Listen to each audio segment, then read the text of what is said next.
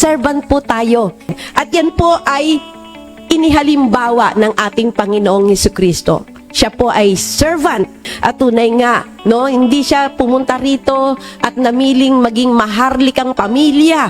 Kasi pag maharlika ka, si Jesus, ang nangyayari lo, nakaupo na lang siya. Sinisilbahan na lang siya ng mga katulong. Wala nang gagawin si Jesus. Napili niya yung doon sa sabsaban, doon sa ang kanyang pamilya, ang kanyang tatay, karpintero. So tumutulong siya sa pagiging karpintero.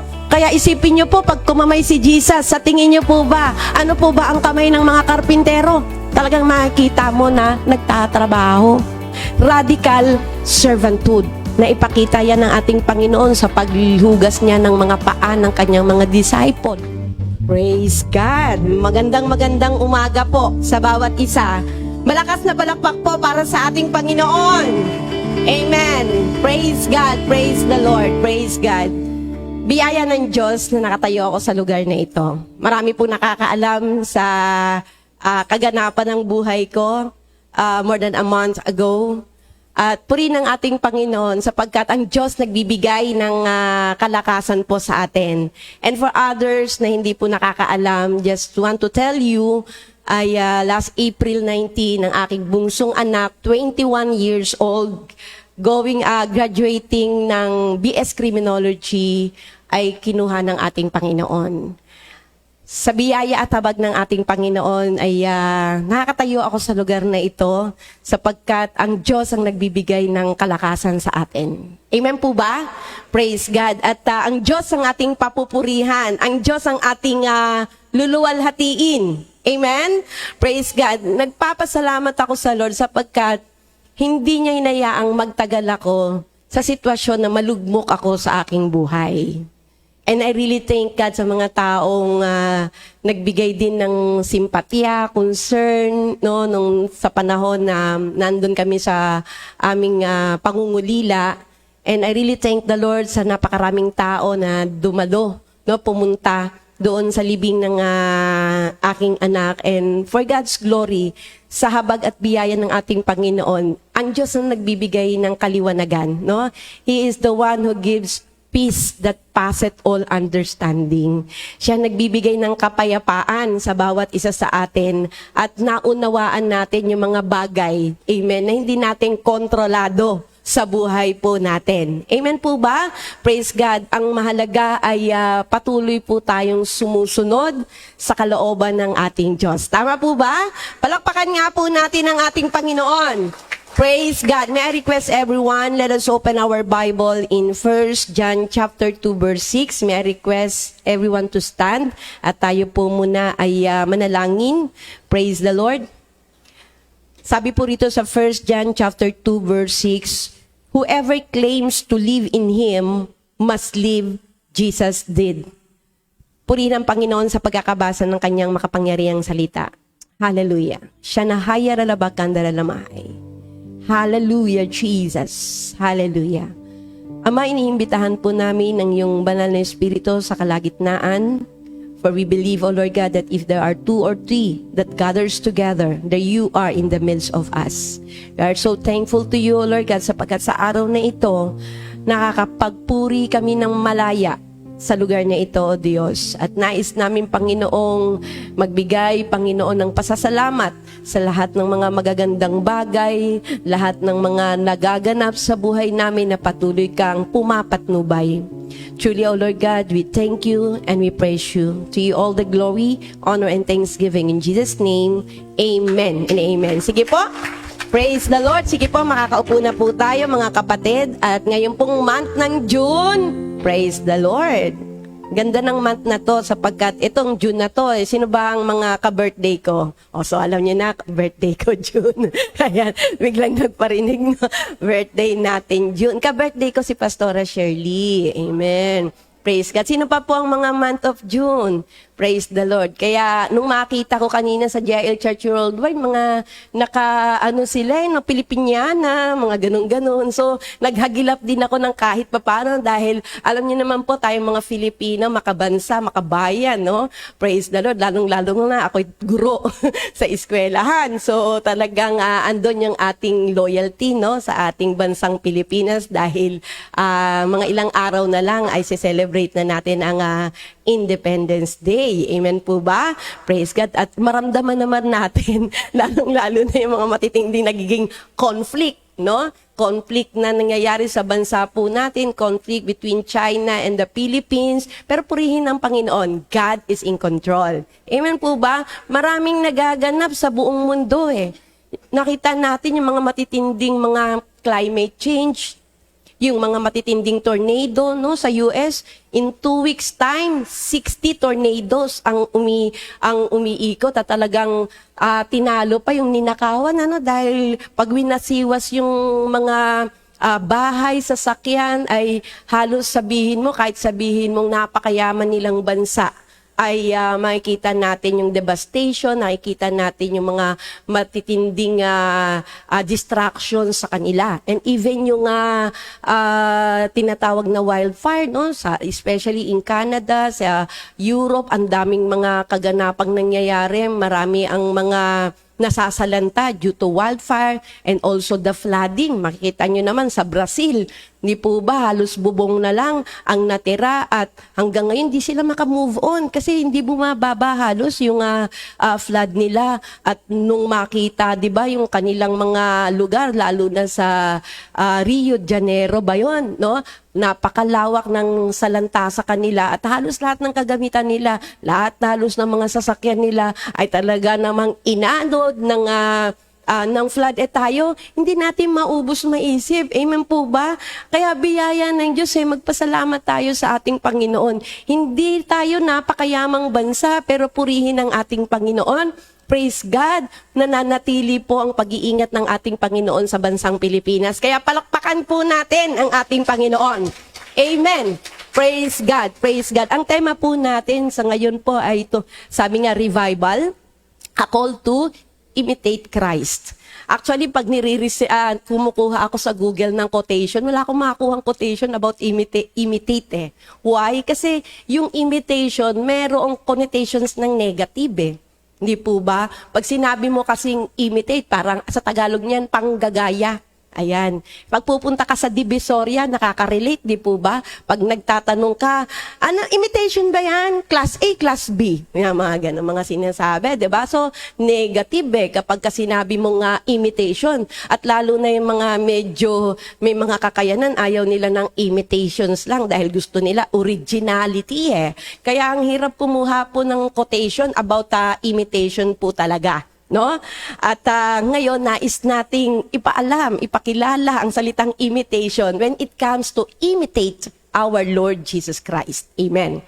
Imitation involves not only copying external behavior, but also duplicating internal motives. Amen. Yung imitation, hindi po ba kadalasan kapag kami hinahangaan kang artista na lang? Hindi po ba? No? Palagay na natin, sino yung mga hinahanga natin? Marian de la Riva. Hindi po, Marian, sino yung Marian na yun? Rivera. Okay. Sa kalalakihan, si Richard Gomez. Pero medyo nung panahon pa natin yun, sila Aga Mulak, yung mga yun. Si Alden. Okay. No? Kapag fan ka talaga niya, pati ultimo sa buhok, ginagaya mo yun sa suot, ginagaya mo pagsasalita, ginagaya mo. Mga physical appearance lang yon, no, na ini-imitate ng isang tao. Pero pagka may inimitate ka, tapos yung palang sama ng ugali, di ba? Bayang, ang gwapo, ang ganda, ang ayos-ayos, pero ang pangit ng ugali. Sama ng pag-uugali niya, inggitero, no, magagalitin. Siyempre, hindi natin gustong i-imitate yung internal na behavior ng isang taong yon. No?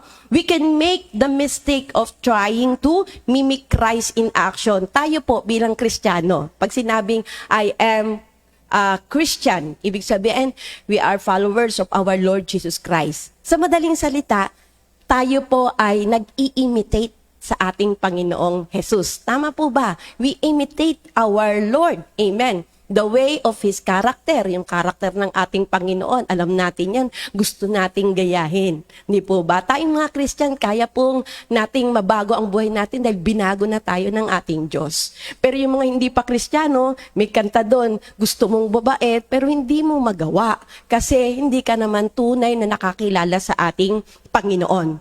But sad to say, no, merong mga sinasabi nga, they profess that they know God, but in their hearts, they denied our Lord Jesus Christ. Maraming nagsasabi, Kristiyano ko, Kristiyano ko. Lagi nga tinuturo lagi ni Pastor Milan nung siya'y nabubuhay pa. Ang sabi niya ang ganun. May nagsasabi, Kristiyano ka pala, pero hindi halata. No, hindi nahahalata kasi marahil ay opposite yung kinikilos mo kaysa sa nararapat mong gawin bilang mananampalataya ni Kristo. Amen. So, may mga tao o Christian pala na parang they only mimic Christ. Diba? Ginagaya lang nila, ginagaya. Mahirap kilala po natin yung mga nagkukunwaring kristyanuhan, di po ba? No? At uso yan Ngayon dahil minsan pinagkakaperahan nila yung pagkakilala nila kay Kristo. Pero sa mga tunay na mananampalataya ng ating Panginoon, amen po ba? Dahil sabi nga, we are already born in the Spirit. Sabi nga doon sa John chapter 3 verse 3, except a man be born again, he cannot see the kingdom of God. Tayo po nakakilala sa Panginoon, we are already born in the Spirit. Kaya nga, yung kaibahan ng mga hindi nakakilala sa ating Panginoon, sabi nga, the natural man cannot understand what is spiritual. The natural man, ito yung meron lang siyang physical na pangangatawan at kaluluwa, pero patay pa siya sa espiritu. Tama po ba? Amen. Magkakaroon lang siya ng pagkabuhay sa kanyang espiritu kapag tunay siya nakakilala sa ating Panginoon. Kaya nga, you will know the truth, and the truth will set you free, sabi doon sa John chapter 8, verse 32. Amen. So gusto ko lang ibigyan ng difference. Amen. Yung ibig sabihin ng mimicry. Sabihin nga natin mimicry. Tama po ba pronounce ko, mga English teacher? Ayan, meron gumanon. So ibig sabihin, tama po ako kasi nagkulang ako ng time para hanapin ito yung kung paano i-pronounce. Alam niyo po, ma-teacher po ako ha. Kaya wag niyo po akong, kunwari, ano lang po. Okay. So what is mimicry? Ayan, kasi sa Tagalog ng mimicry, panggagaya din. Ang Tagalog ng imitation, panggagaya rin. Pero kapag sa English mo, tiningnan ito, merong kaibahan ang dalawang salita. Okay. So yung mimicry po muna. Ang ibig sabihin ng mimicry, the superficial resemblance of two or more organisms that are not closely related. Ayan, binigyan ito ng sample doon sa yung mga green na insekto na dumidikit sa green na leaves, na kapag ka nakadikit sila, parang akala mo yung insect leaves lang siya. Leaves lang siya. Alam niyo yung word na camouflage. Tama ba ako sa aking pronunciation? Di po ba? Hindi mo naman kakulay, pero pag dumikit ka, naka-camouflage ka, nagkakapareho kayo ng kulay. So, ganun ang ibig sabihin, no? Kapag dumikit, ay nagiging kakulay. Katulad nitong binabanggit na ito na insekto. Ayan. The resemblance which certain animals and plant exhibits to other animals and plants or the natural objects among which they live. Hindi naman sila plants, pero wala naman silang connection sa isa't isa. Pero kapag tumabi yung insect na yon, parang ang akala mo, leaves lang siya. Yung pala, flat lang siya doon, kakulay lang siya doon, pero nung gumalaw siya, ay, insect pala siya. Ayun. So yung mga mimicry, no? Magaling mag-mimic. Meron kayong ibon na sumusunod sa sinasabi ninyo? Ayan, praise the Lord, no? Yung aking kasing sister-in-law and brother-in-law, meron silang, sabihin na natin, napakaraming mga lovebirds, no? Sa bahay po namin yan, dun sa Road 2. Meron pong binili sila for God's glory, galing ko kasi sa ibang bansa yun, parang 30,000 ng isa nun, dalawa, no? Nung lumaki na siya, no, akala ko tao, nadidinig ko, nag-good morning, no, sumusunod, ano ka, sino ka? Sabi ko, sino ba to? Ganon, ang daming mga palang galing mag-mimic, no, nagagaya niya yung boses nung, lalo na pagkaamo niya. Ayan, so maraming mga kaparaanan yung mimicry. Okay, yung imitation, ang ibig sabihin, imitation as an end is more akin to mimicry. Parang magkamukha, no? In which a person copies another act to repeat that action again. Ang ibig sabihin, kung tayo gagayahin natin, imitate natin ating Panginoon, yung imitations na kung saan kasama yung internal. Hindi lang po yung panglabas o yung surface lamang po. Amen po ba? Praise God. So, papaano kaya mga kapatid, amen, na ma-imitate natin ang ating Panginoon?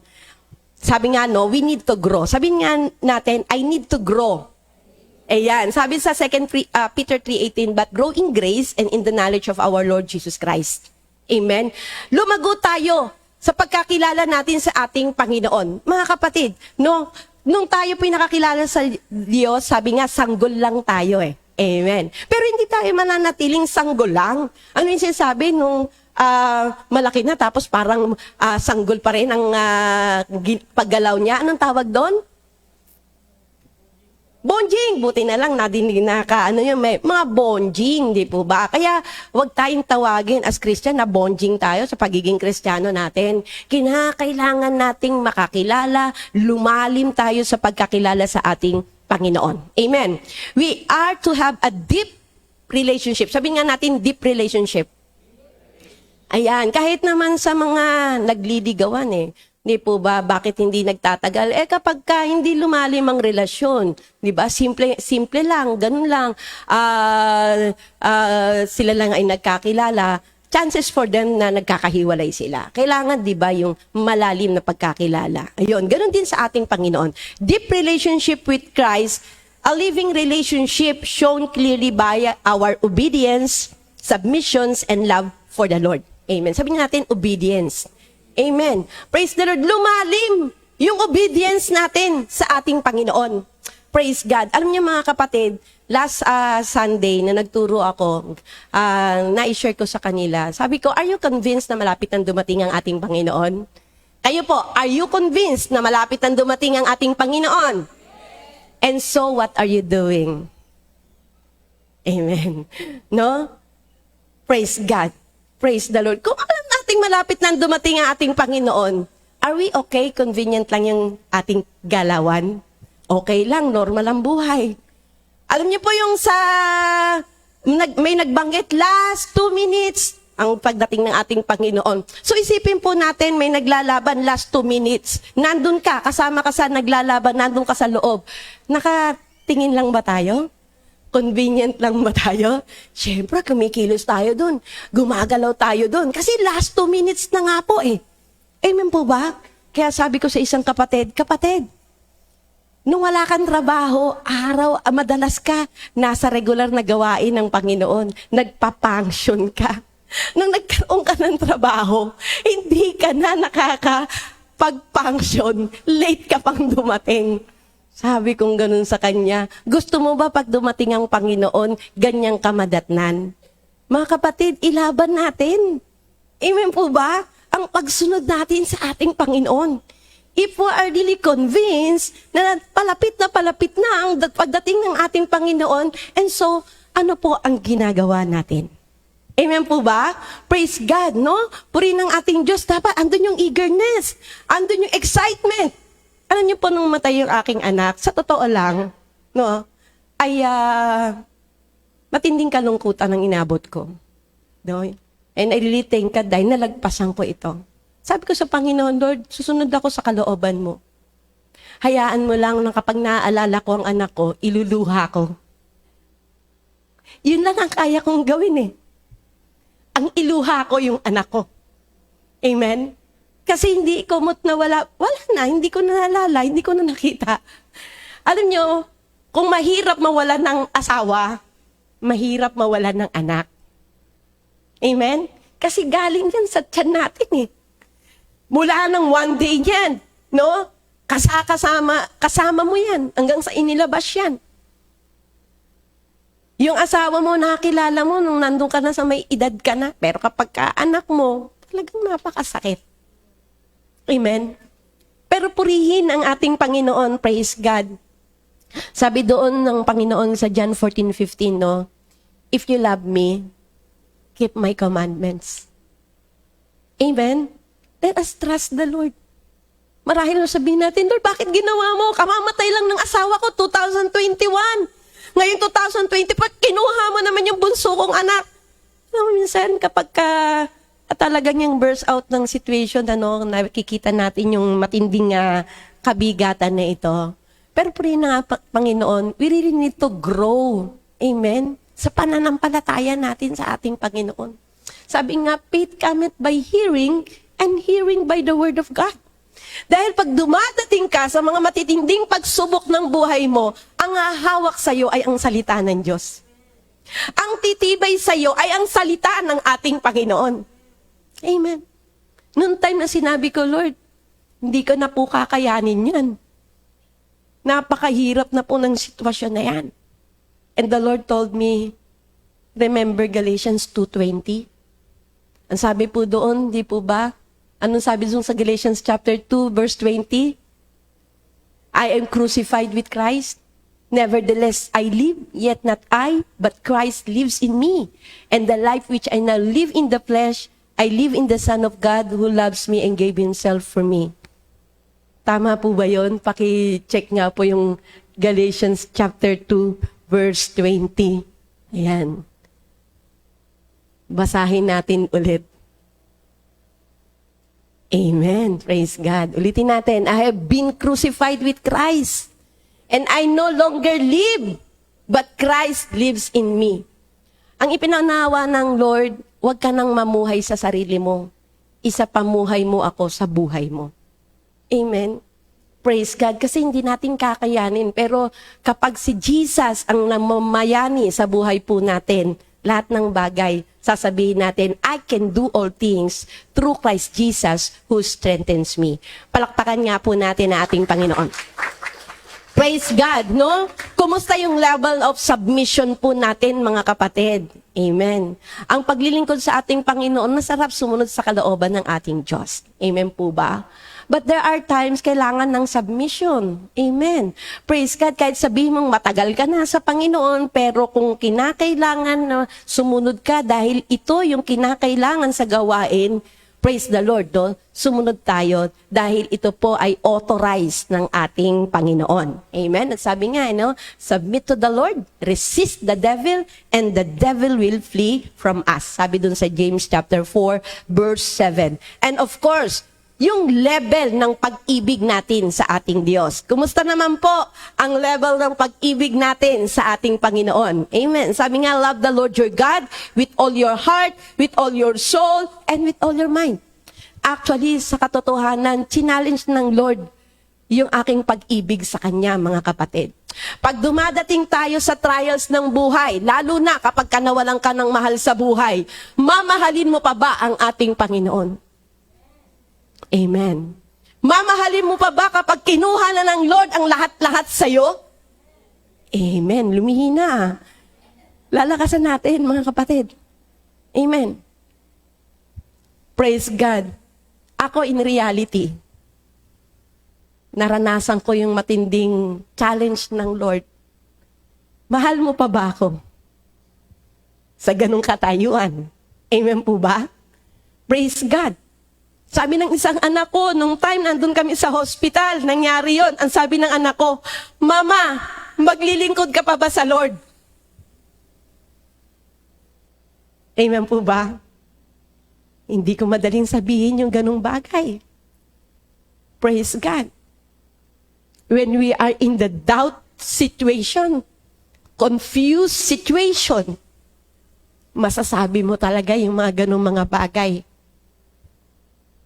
Sabi ng anak ko, alam niyo po, ng araw na yun, promoted si Joshua sa teacher 2 sa kanyang pagiging teacher sa senior high school. Yung araw na yun, nag-message sa akin, approve na ako sa L300 na niloloan ko. Lahat ng yun, wala eh. Kapag kinuhaan ka ng mahal sa buhay. Kaya sabi ng anak ko, Lord, kahit wag mo na akong i-promote, buhayin mo lang yung aking kapatid. Pero the Lord doesn't allow it. Amen po ba? There is time for everything. Amen? Praise God. Nobody can control whatever is the purpose of the Lord, our God. Amen. Pero magtiwala ka pa din sa ating Panginoon. Hello? Magtiwala pa rin tayo sa Diyos. Kahit nawalan ka ng trabaho, kahit anong mangyari sa buhay mo, magtiwala ka pa rin sa ating Panginoon. Amen. Palakpakan nga po natin ating Lord. Amen. Praise God. How can we grow this living relationship with Jesus? By drawing close to Him. Mga kapatid, ang sarap umawit, no? Draw me nearer to you. Nearer to you. Amen. Ang sarap awitin yung mga Lord, ilapit mo ako sa iyo, sa puso mo. Amen. Praise God. Sino yung nais natin na gusto nating mapalapit tayo sa ating Diyos? Amen. Praise God. Parang walang nagtaas ha. Taas natin gawin natin. Amen po ba? Mga kapatid, gisingin natin ang ating mga spiritual na buhay. Amen po ba? Praise God. Sino yung gustong-gusto na maging closer siya sa ating Panginoon? Hallelujah. Praise God. No, i-desire natin yung hunger natin na mapalapit tayo sa ating Panginoon. Praise God. Naramdaman niyo po ba yung pagiging closer natin sa ating Panginoon? Ibang klase yun. Praise the Lord, na nararamdaman mo yung pag-akap sa iyo ng Diyos. Nararamdaman mo the small still voice of our God. Praise the Lord, hindi siya natural na tao. Amen. He is the Almighty God. Amen. Na kapag naging closer ka sa Kanya, sino yung nakaramdam na talagang hinipo siya ng ating Panginoon, naramdaman mo yung pagkilos ng ating Diyos, mga kapatid, hahanapin natin yun. Amen po ba? Praise God, kung ramdam na ramdam mo yung kapangyarihan ng ating Panginoon. Hindi po siya parang alatsamba na nangyari, naramdaman natin may presence ng Lord. Kung araw-araw ng buhay natin, nararanasan natin the presence of our God. Amen po ba? Praise God. Alam niyo po, nung kabataan ko, just to share with you, no, nung time na talagang andun sa maraming pagkakataon na nananalangin, maraming mga vision na pinapakita ang Panginoon, I just want to tell you, no, nung time siguro, nasa 16 or 17 years old ako, habang ako'y natutulog, nakita ko ng vision. Nakita ko, merong isang lalaki sa Malacanang malapit, no, siya ay may jeep, may sasakyan, pumasok ng yung may truck na dumating at biglang nabangga, pumasok sa ilalim yung sasakyan na yun. At pagising ko, sabi ko, Lord, sino yung taong yun? Ang sabi ng Lord sa akin, mahal mo sa buhay yung taong yun. Umiyak ako, nagtangs ako. Yung araw na yun, papunta ako ng North Sagaray, 3 days. Pagbalik ko, nasa hagdanan pa lang ako, sabi ng tita ko, ikaw kasi lagi kang wala. Pagtingin ko, napatakbo ko sa bahay. Nakita ko ang tatay ko, baldado, buong katawan. Parang nakalagay marami nakalagay sa katawan niya. Naiyak ako. Ang sabi ko, Papa, yan nangyari sa'yo. Driver po yung tatay ko ng jeep that time. At saktong Malacanang po yung lugar na yon na nakita ko sa panaginip ko. At ang sabi ng tatay ko, anak, napakabuti ng Diyos. Ang laki ng trailer na pumapasok yung sasakyan, sirang-sira na yung jeep. Pero may isang lugar na hindi ako konti lang yung bali sa akin. Konti lang yung nangyari sa akin, buhay pa rin ako. Palakpakan nga po natin ang ating Panginoon. Naalala ko po nang nasa Cavite kami. Anniversary po ng pangkabuoang Area 13 ng Cavite. Nakaayos na po kami. Papunta na kami, malayo po ang lugar doon Hindi ho katulad nito, 3 minutes nandito na ako, 5 minutes nandito. Doon po 1 oras bago makarating sa gawain, 30 minutes bago makarating sa gawain. And so happened, may nakakalimutan ako. Sabi kong gano'n, may nakalimutan ako, pero importante, sa anniversary, kailangan kong puntahan sa bahay. Sabi ko kay pastor, naka-tricycle kami, magsige ako na mag-isa, pagpunta ko sa bahay, sabi ko, naiwan ko yung susi. Kako. Naiwan ko yung susi. Kako, pero kasi kailangan Kailangan ko talagang makuha Alam niyo naman ako, pagka gumalaw ko, galaw talaga No? Ay, di pwede, hindi ko kailangan ko lang makuha Kailangan makita ko sa bahay na to. Kailangan akyatin ko yung bahay, tapos tumalon ako dun sa kabila. Sabi kong ganun. Ginawa ko yun. Tumalon ako. Umakyat ako sa taas. Tumalon ako. Alam niyo po ako nang nakita ko? Yung lutuan po namin, bukas pala. God is really so good, mga kapatid. Palakpakan nga po natin, Panginoon. Ang sarap maging closer sa ating Lord. Amen po ba? Praise God, maraming kaparaanan ng ating Diyos, mga kapatid. Tunay na Diyos ay buhay. Hindi siya yung basta lang natin nararamdaman. Tunay namang presensya ng Diyos ay makapangyarihan. Amen po ba? Praise God, no? Be closer by knowing Him, by listening and hearing, by His character, by seeking to be like Him, and by being obedient to Him. Sabi nga doon sa John 15 verse 9, as the Father has loved me, so have I loved you, now remain in my love. Amen. Praise God. Kung si Pablo, ini-imitate niya si Jesus, ang magandang halimbawa niya ay ang pag-ibig ng Diyos Ama. Amen. Praise God. Doon na-imitate ni Jesus ang pag-ibig ng Diyos Ama. Kung kaya't yung pag-ibig niya, praise the Lord, ang nais naman nating dapat gayahin. Amen po ba? Praise the Lord. No? Sabi dun sa John 5:17, my Father is always at His work to this very day, and I too am working. What the Father does, the Son also does. Amen. Praise God. So, God the Father, meron siyang sariling ginagampanan, and also our Lord Jesus Christ, amen, He works also. Bawat isa sa atin, mga kapatid, sabi nga, occupy till I come, sabi na ating Panginoong Jesus. Amen po ba? Praise God. Kung sinasabi natin, malapit nang dumating ang ating Panginoon. And so, what are we doing? Amen? Praise God, no? Why is following Christ so difficult? Ito ay nakita ko sa isang no? Why is following Christ so difficult? Jesus demands total surrender and complete submission. Mga kapatid, praise the Lord, no? Kaya ba nating isurrender ang buhay natin sa Lord? Amen po ba? Lakasan pa natin, no? Kaya ba nating ibigay ang buhay natin, total surrender sa ating Panginoon? Amen. Praise the Lord. Total surrender. Amen. And complete submission, because He will not settle for second place in our lives. Amen. Sa trabaho, kumusta naman po ba tayo? Di po ba? No?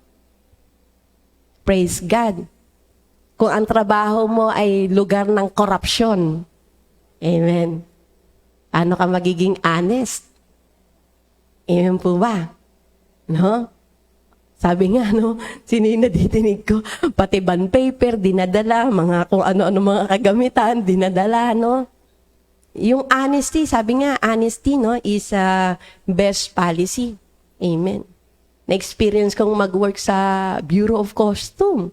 Sabi ko, Lord, pa-experience mo naman sa akin yung makapagtrabaho ko sa Bureau of Custom.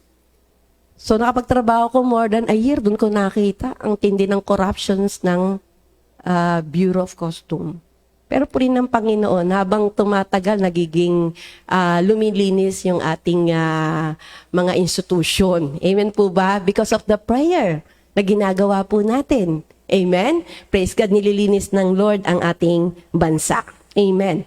Praise God. So sabi dito sa Matthew 10:37-39, anyone who loves their father or mother more than me is not worthy of me. Anyone who loves their son or daughter more than me is not worthy of me. Praise God. Whoever does not take up their cross and follow me is not worthy of me. Whoever finds their life will lose it, and whoever loses their life for my sake will find it. Natatakot ba tayo sa ating buhay? Na minsan, no, nung time ng pandemic, ayaw nating lumabas. Hindi po ba? Bakit? Siyempre, natatakot ka sa buhay mo eh. Baka may mangyari sa'yo. Kaya, kahit frontliner ka, ayaw mo, nagbe-beg off ka. Kasi natatakot ka, baka may mangyari. No? Ikaw ay ma-COVID o whatever. For God's glory, gusto ko ipasalamat ang buhay ni Pastor Milan. Pandemic time, lumalabas kami para puntahan yung mga kapatiran, nagpo-funeral service, dedication, nung magkasakit yung kanyang kapatid, no, yung ospital, bagamat siya po ay comorbid, praise the Lord, no fear. Amen. Walang takot. But we know, no, yung ating pag-iingat ng Panginoon. But of course, there is time for everything. Tama po ba? Praise God. May panahon sa lahat ng bagay. Ayan. So, bibilisan ko na lang. Ways to imitate Christ. Ayan, pinili ko po talaga to dahil ito po ay sabi nga malapit na yung pagdating ng ating Panginoon. Number 1, radical compassion. Sabi nga natin radical compassion. Amen. Jesus' life and ministry were marked by His love and compassion for the weak. Praise the Lord. Glory to God, no? Ang ating Panginoong Jesus, sabi nga, He went to the synagogue preaching the gospel. Amen. At bawat nakikita niya, praise the Lord, ay pinagpe-pray niya at tunay nga, no, yung kagalingan ng taong yun ay nararanasan. Sabi dun sa Matthew chapter 9 verse 36, when He saw the crowds, He had compassion for them because they were harassed and helpless like sheep without a shepherd. Mga kapatid, praise the Lord. No, yung nagaganap sa ating kapaligiran, kapag nakikita natin, lalong-lalo na yung mga pulubi sa daan. Noong nakaraan, nakakita ko dito sa may sasakayan ng Guadalupe, medyo foreigner siya, pero pulubi siya. Pero dahil sa awa sa kanya, nung humingi, nagbigay karamihan ng mga pasahero. Kasi minsan, no, mas nahabag tayo sa mga foreigner eh. Di ba? Yung mga foreigner. Pero mo, foreigner ka, no? Dayuhan ka dito, pulubi ka, nakakalungkot yung buhay mo. Hindi po ba? Nagkakaroon tayo ng mga ganong klase ng mga compassion. Amen po ba? Ang isa sa magandang magkaroon tayo ng compassion, yung compassion na mangaral tayo ng salita ng ating Panginoon, mga kapatid. Sabi nga, no, go ye therefore, preach the gospel in all creation, baptizing them in the name of the Father and of the Son and of the Holy Spirit. Kaya mga kapatid, sa JL San Andres, nagkaroon ako sa kanila ng dalawang bagay na challenge. Unang challenge, mga kapatid, sabi ko sa kanila last week, magkakaroon na tayo ng prayer and fasting every day until the Lord comes. Hello? Amen po ba? Until the Lord comes. Amen. Praise God. Alam niyo po, sa eskwelahan kasi ako, siyempre, head teacher, no? So, nililista ko yan. Pag may nag-submit, listado. So, okay, no? Sabi ko sa coordinator, pakilista ang mga nag-fasting ng Lunes hanggang Linggo. Amen. Praise God. But of course, no, purihin ng Panginoon, being a pastor, hindi lang naman ako utos ng utos sa kanila. Amen. Kahapon, praise the Lord, no, nag-lunch kami ng Thursday. Every Saturday, tracts distribution and evangelism. Every Saturday until the end, until the Lord comes. Amen po ba? Amen. Praise the Lord. So, nag-start kami ng Sabado, mga kapatid. Meron kaming 7:30 to 8:30. Praise the Lord. Ilan kami? Dala-dalawa by 2. So, sinuyod natin yung lugar. Diyan malapit sa lugar namin. Praise the Lord. Pagdating ng gabi, 5 to 6, mga hapon. Sinuyod naman namin mula Jollibee hanggang doon naman sa Jollibee Vito Cruz. But of course, sabi ko, Lord, gagastos ako dito. Pinakain ko sila ng Jollibee. Amen. Mura lang na yung mix and match. Praise the Lord. Ayan, ay sabi kong ganon, ay paunang, praise the Lord, motivation sa bawat isa sa atin. Praise God and glory to God, mga kapatid. Ito na yung panahon na kailangang humayo tayo. Amen po ba? Sabi nga, we are in the dispensations of Gentiles. Amen. Sabi dun sa 2 Corinthians chapter 6 verse 2, now is the day of salvation. Maaring sa susunod na araw, late na. Praise God. Kaya hanapin na natin yung pwede nating hanapin. Let us have compassion to those people. Huwag tayong, malapit ang dumating ang Panginoon, inip ka na, pero wala ka namang ginagawa. Inip ka na, pero convenient ka. No? So, kailangan kumilos at gumalaw po tayo. Ayan, meron akong nilagay dyan yung aming evangelism and tracts distribution. Yan po. Praise the Lord. We are launching that and pray ng ating Panginoon. Glory to God. Sakto. Amen. Kasi, praise the Lord, dumating na yung aking L300. Ayan. Kaya sabi ko, palakpakan nga natin ang ating Panginoon. Praise the Lord. Praise God. Sabi ko, hindi ko iutang sa church yan. Amen. Ako maglo-loan. Praise the Lord. Praise God. At gusto ko ilagay doon, Jesus is Lord, San Andres chapter. Amen. Praise God. Although, yun po ay pinagkakakitaan ko, but sabi ko nga, kung para sa gawain ng Panginoon, amen, every third Wednesday, prayer revival, amen, every fourth Wednesday, faith revival, praise God. Purihin ng Panginoon, dalhin natin yung mga kapatid natin, yung mga workers and leader, mas lalo tayong mag-igting sa paglilingkod sa ating Panginoon. Palakpakan nga po natin ang ating Lord. Amen. Praise God. Pangalawa po, radical holiness. Amen. Kailangan ngayon talaga, no, ay hanapin na natin yung kabanalan at ang katuwiran. Amen. Jesus lived a life of holiness. Amen. Hindi man tayo perfect, pero sabi nga, going to perfection tayo. Amen? Sabing ganon, di po ba na may our spirit, soul, and body be kept blameless in the coming of our Lord Jesus Christ. At sabi dun sa John chapter 17, verse 17, sanctify them in truth. Mga kapatid, praise God, dati, no? Kapag kasalanan, baliwala lang sa atin yun eh. Ngayon, pagkakasalanan, alam natin, malulungkot ang Diyos kapag tayo po ay nag-commit ng kasalanan. Amen po ba? Pero kung kasalanan yan at walang konsensya, wala man lang yung paghingi mo ng tawad sa ating Panginoon, i-check natin ang ating puso. Amen? Baka nagiging kalus yung heart natin. Kailangan na talagang ihingi natin, Lord, melt me, mold me, break me, change me. Amen. Baguhin mo ako. And purihin ng ating Diyos, no, maranasan natin yung kabanalan ng ating Panginoon. Sabi nga dun sa 1 Peter 1:15, but just as He who called you is holy, so be holy in all you do. Amen. Number 3 po, radical servanthood. Sabi nga po natin, radical servanthood. Wherever Jesus went, He served. Amen. Praise God. Mga kapatid, kahit na siguro may mataas tayong katungkulan, praise the Lord, pero iba ang pamantayan ni Kristo. Amen po ba? Tayo po, mga kapatid, ay servanthood. No? Servant po tayo.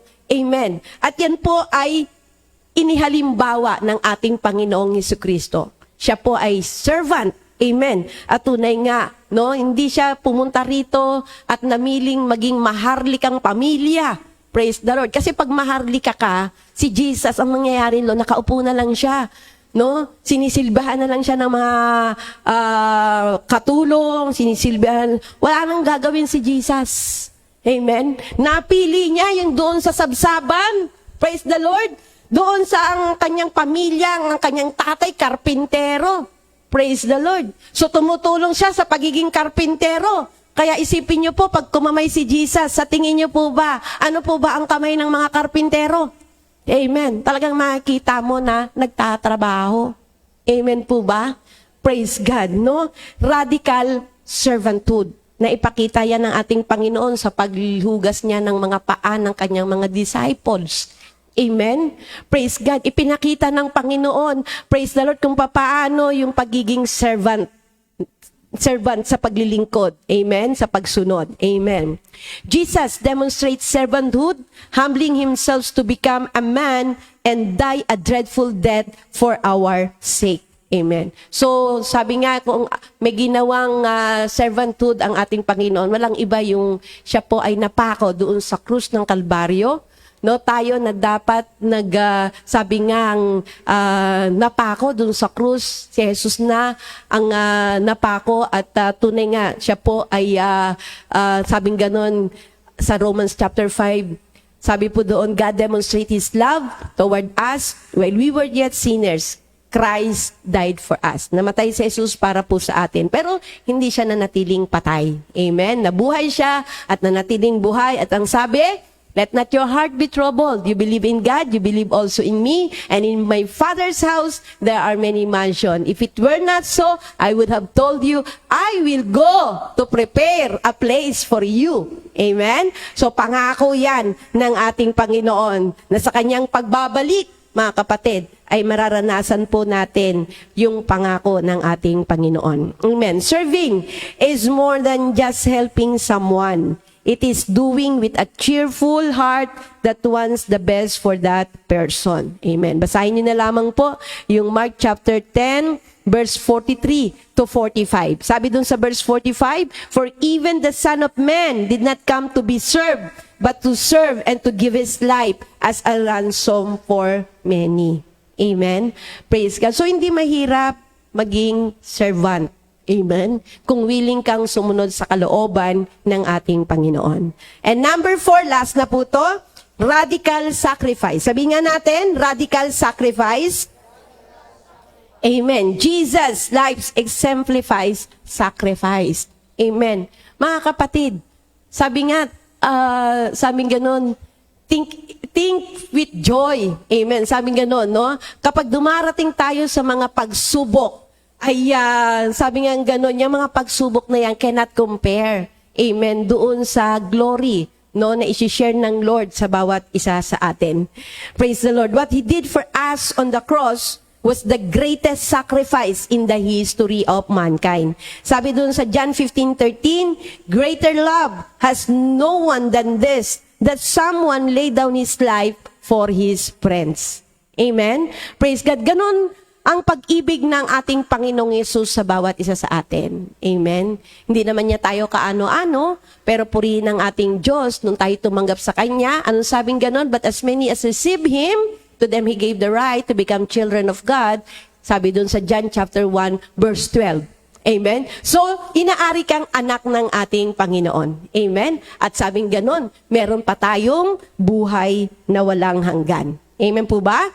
Praise God. Jesus gave up His own life to reconcile man to God. This is what makes Him stand out from so many other beliefs scheme. Amen. Doon ang ating Panginoon ay masasabi natin talagang walang katulad. Amen? Wala nang hihigit pa sa ginawa ng ating Panginoon. Kaya nga po kung aalalahanin natin yung ginawang kabutihan ng Diyos sa buhay natin, mga kapatid, praise the Lord, no? Ano man po ang nagaganap sa buhay natin, mas tingnan natin yung ginawa ni Jesus. Amen po ba? Sapagkat binigay niya ang kanyang buhay, no, para sa bawat isa sa atin. Sabi dun sa Luke chapter 9 verse 23, amen. Ayon. If any man will come after me, let him deny himself, take up his cross daily, and follow me. Amen po ba? Praise God, no? Meron man tayong mga burden, praise the Lord. Pero sabi nga sa Matthew 11:28, amen?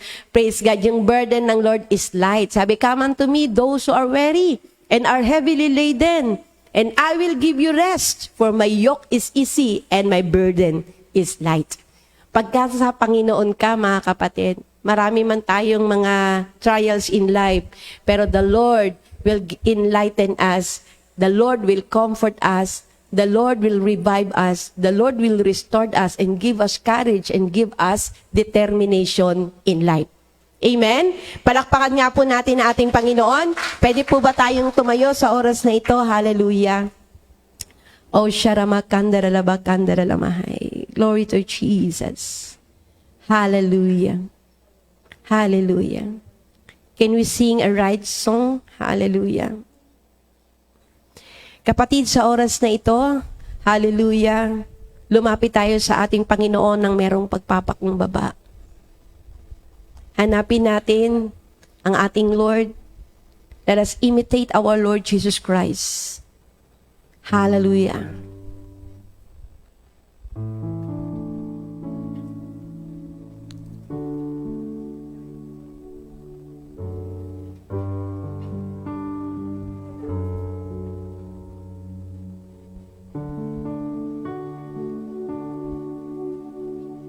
I give my all to you.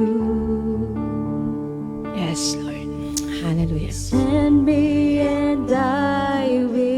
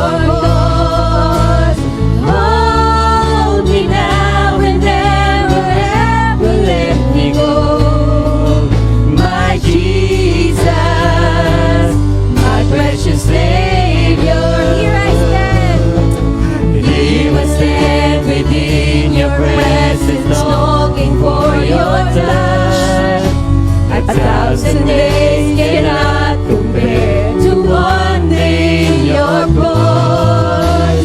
Hold me now and never ever let me go.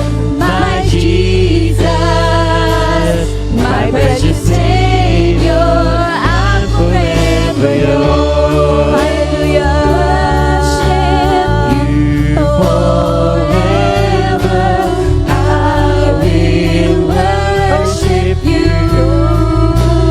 I'm forever yours. I will worship you Forever, I will worship you. And here I stand within your presence, longing for your touch. Let your presence, 1,000 days cannot compare to one day in your courts. Hold me now and never ever let me go. My Jesus, my precious Savior. Here I stand within your presence, longing for your touch.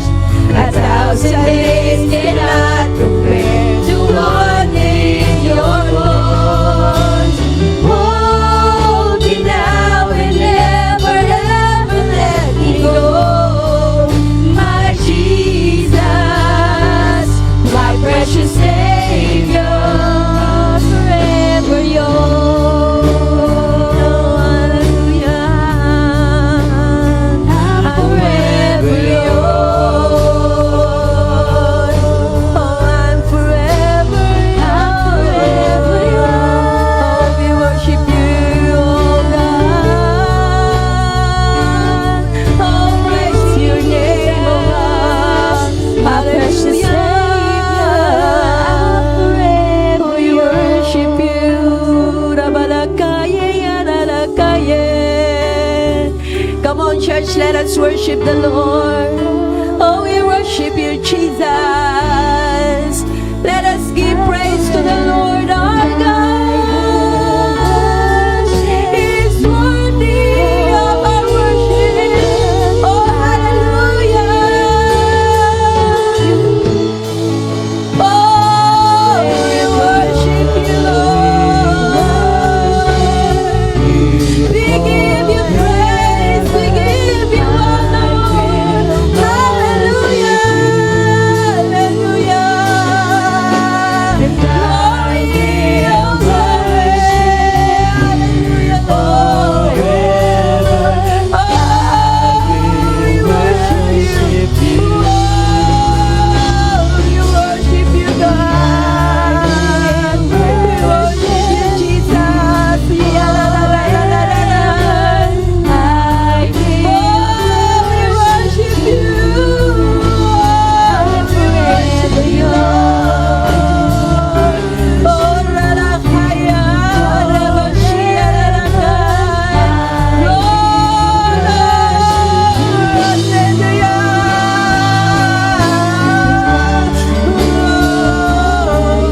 We worship you, my God. Oh, la, la, la, bakaya. La, la, la, ya. Hallelujah. Hallelujah. Kapatid, sa oras na ito, nais mo bang magsuko ng buhay sa ating Panginoon? Niipo ka ng ating Diyos. Binabago ang pananaw, tinuturo ang maging matatag, malakas. Nais ng Diyos, kapatid, umarap ka sa katotohanan. Ipikilala natin na tunay tayong Kristiyano. Hindi lamang sa bibig, sa nguso, kundi sa puso. Let us surrender our life to the Lord. Whatever happened. The Bible says, be still and know that God is God. Do not fear. Nais ng Diyos gamitin ang buhay mo. Come to the Lord.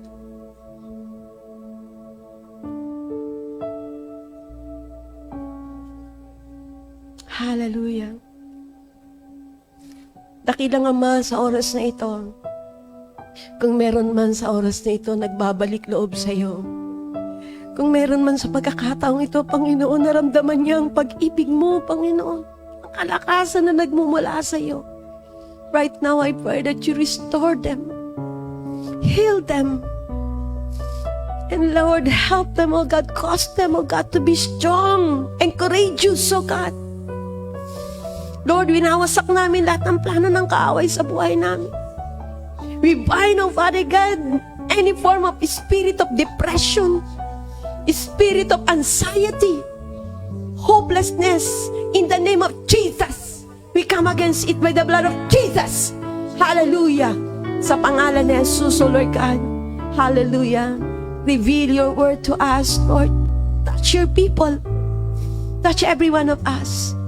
Kapatid, meron pa tayong panalangin sa ating Diyos. Let us lift our hands to God. Ang makapangyarihang Diyos na hindi nagbago noon, ngayon at pagpakailanman. Ang Diyos nating tapat. Hallelujah. Let us lift our prayers to our God. Sino man ang may sakit, may karamdaman, may problemang personal, trabaho, problema sa asawa, kapatid, magulang, sa oras pong ito, hallelujah, nangungusap ang Diyos sa buhay ng bawat isa sa inyo. Kapatid, the Lord answer your prayer. The Bible says that whatsoever you ask, in the name of Jesus, it shall be given unto you right now. Claim it. Kung meron sa atin dito nalulumbay, nalulungkot, nangungulila, sa oras na ito, hawakan mo ang salita ng Diyos. God has not given us the spirit of fear, but the spirit of love, power, and sound mind. Sa lahat ng susunod, maglilingkod sa ating Panginoon. The Bible says, he who loves his life shall lose it, but he who loses his life shall find it. Kapatid, the very purpose of our God, let us lean to the Lord. Kung gagamitin ng Lord ang buhay mo, ipagamit mo ng buong buo. Ibigay mo para sa ating Panginoon. And the rest, the Lord will bless you. And the Lord, hallelujah, praise God, patuloy na sasama at iingat papatnubay sa buhay natin. So let us praise the Lord. Hallelujah. Oh, we worship you, God. Worship you. Oh, hallelujah. The Lord deliver. Hallelujah. Your blessings right now. Claim it. Worship you. Claim it. Yes. Have faith in our God. Confess it. Declare it. Jesus is Lord. Hallelujah. Pasalamatan natin ang ating Panginoon. Oh, glory to the Lamb of God. Hallelujah. Oh, we thank you, Jesus. You are our Lord. You are our King. You are our God. Hallelujah. Nothing is impossible to you, oh God. Nothing is too hard for you to do, Lord. Hallelujah. Hallelujah. Yes, oh God, we worship you. And we give you praise. We give you honor, oh Lord. Hallelujah. Thank you, Jesus.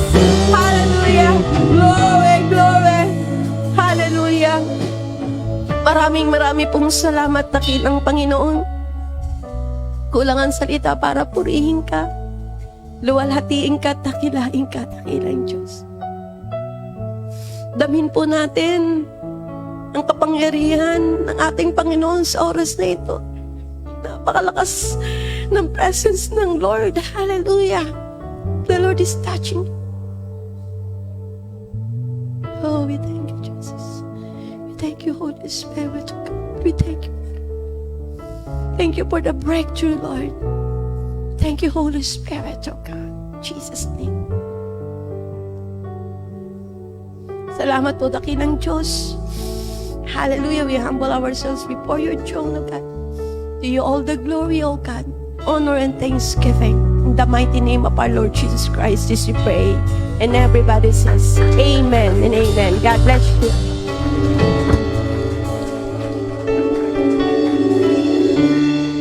Amen. Sa lahat po ng pinagpala at na-bless po ngayong tanghali ito, muli po nating ibalik sa Lord ang mataas na papuri at pasasalamat. Amen.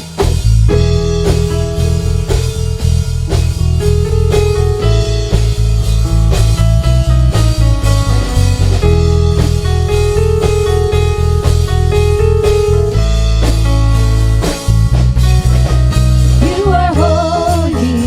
You are holy. You are mighty. You are mighty. You are worthy. You are worthy. Worthy of Worthy praise. of praise. I will follow. I will follow. I will listen. I will listen. I will love you. I will love you. All of my days. All of my days. You are Lord of lords. You are King of kings. You are mighty God, Lord of everything. You're Emmanuel. You're the great I am. You're the Prince of Peace. Ooh.